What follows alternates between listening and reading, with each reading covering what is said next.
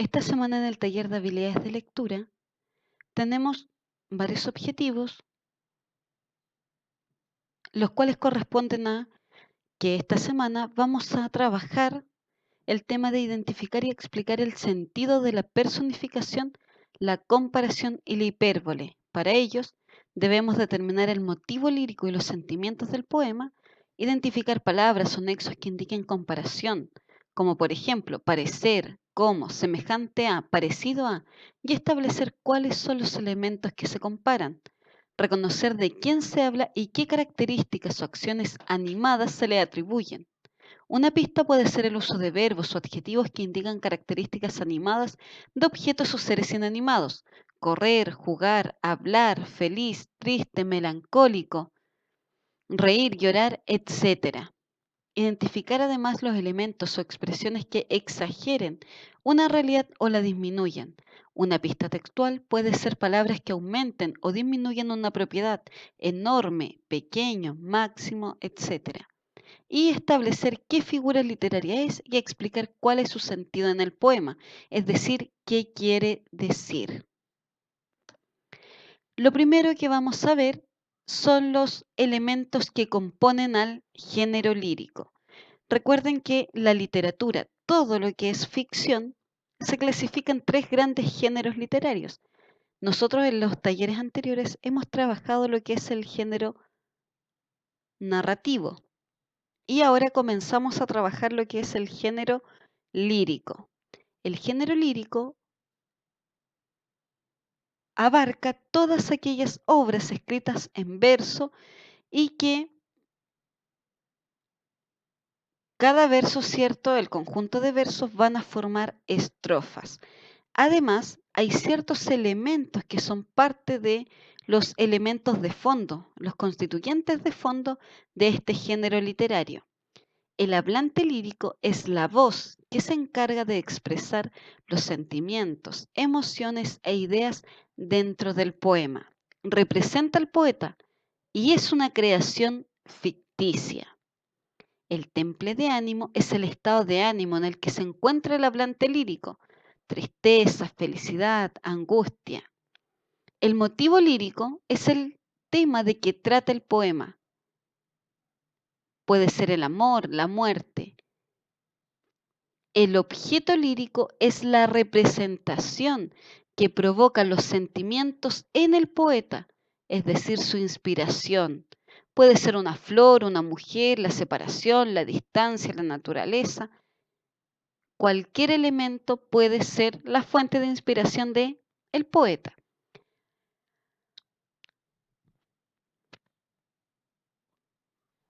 Y las figuras literarias es el lenguaje, apunta directamente a estudiar el lenguaje y el uso que se hace de él.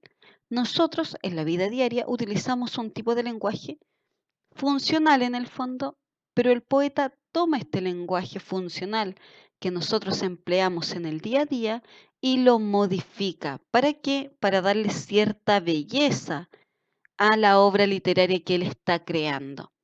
Y dentro de estas figuras literarias, dentro de esta modificación, encontramos distintos tipos de figuras literarias, como la metáfora, la comparación y la hipérbole. El hablante, acabamos de decir que el hablante es esta voz ficticia que se va a comunicar, que va a transmitir, ¿cierto?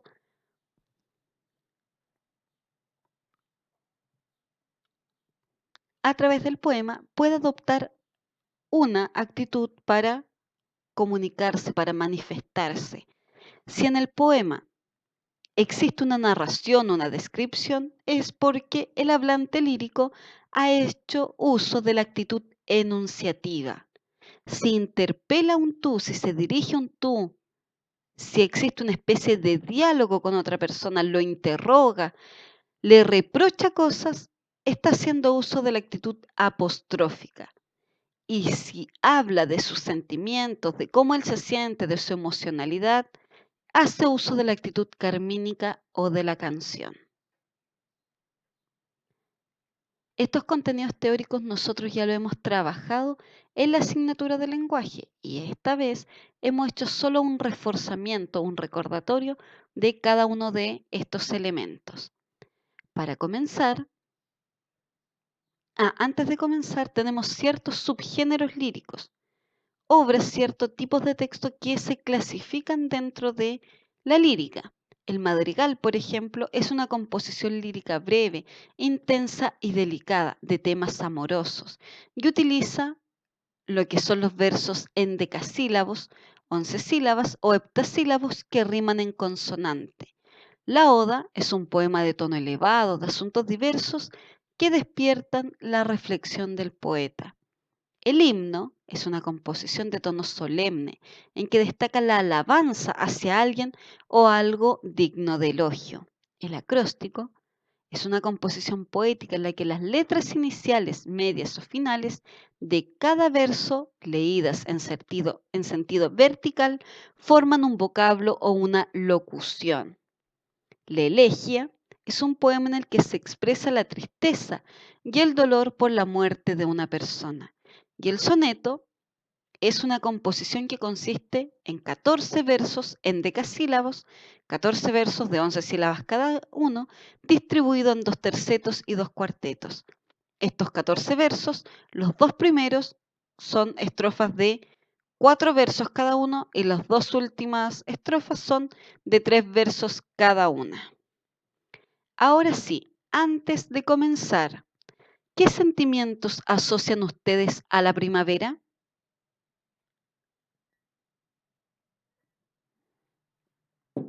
Y la segunda interrogante, ¿qué le dirías a una persona que quieres mucho? ¿Cómo expresarías una gran alegría? Piensen qué sentimientos asocian a la primavera y qué le dirían a una persona a la cual quieren mucho. ¿Cómo expresarían en el fondo una gran alegría? El primer poema que vamos a analizar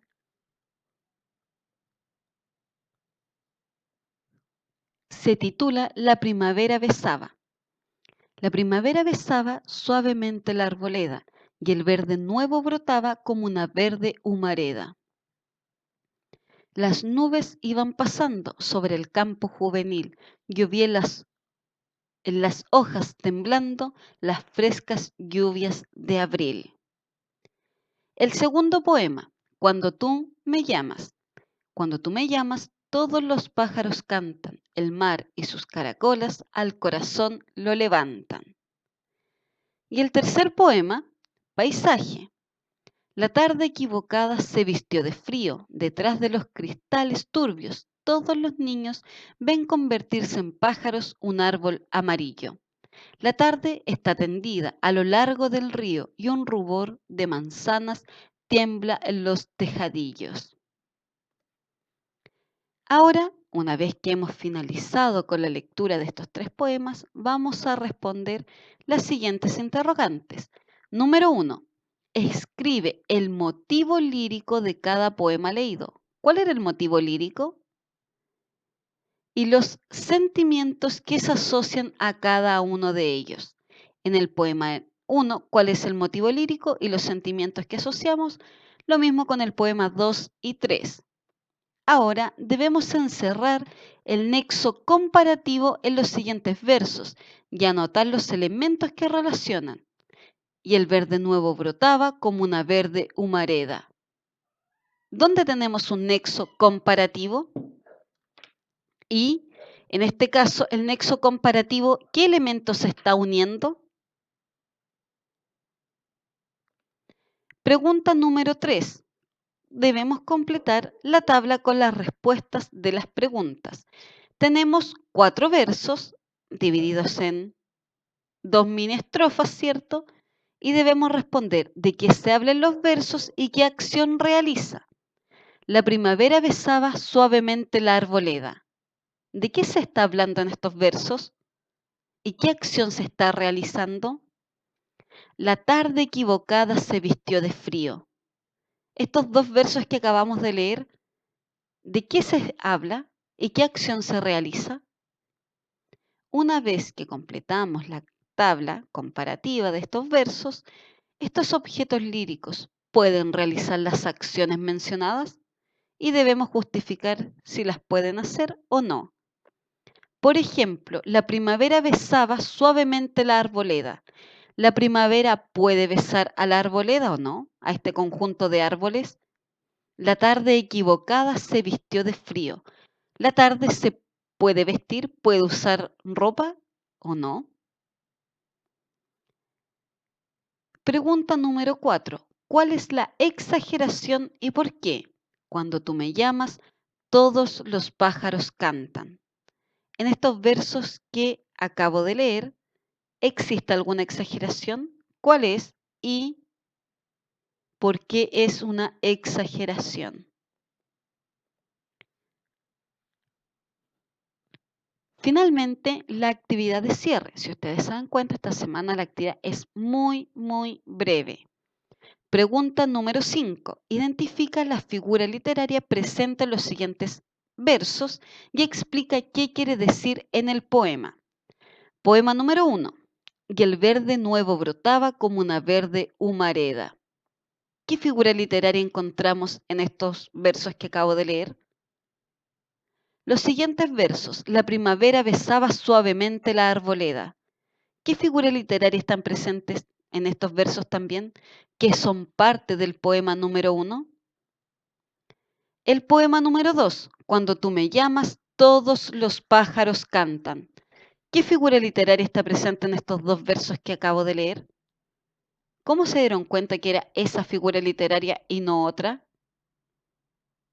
Y finalmente, del poema número 3, la tarde equivocada se vistió de frío. ¿Qué figura literaria está presente en estos dos versos? La tarde equivocada se vistió de frío. ¿Qué elemento, qué marca textual les permitió identificar las figuras literarias en la actividad de cierre? ¿Qué representan estas figuras literarias? ¿Qué quieren decir estos versos? No olviden nuestro horario de clases vía Skype.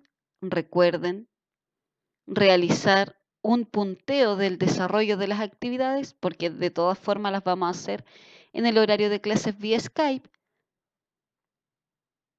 Nos vemos en la clase vía Skype. Que estén bien.